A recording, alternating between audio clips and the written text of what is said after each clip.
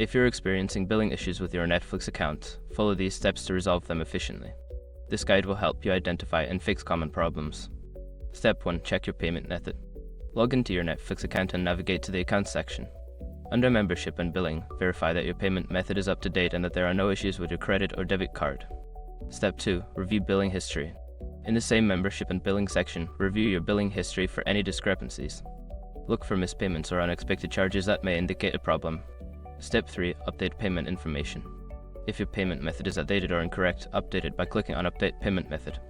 Enter the new card details and ensure that the billing address matches the one associated with your card. Step 4. Contact customer support. If you cannot resolve the issue on your own, reach out to Netflix customer support. You can do this through the Help Center on their website or via the Netflix app. Be ready to provide details about your account and a specific billing issue. Step 5. Monitor your account. After resolving the issue, keep an eye on your account for the next billing cycle.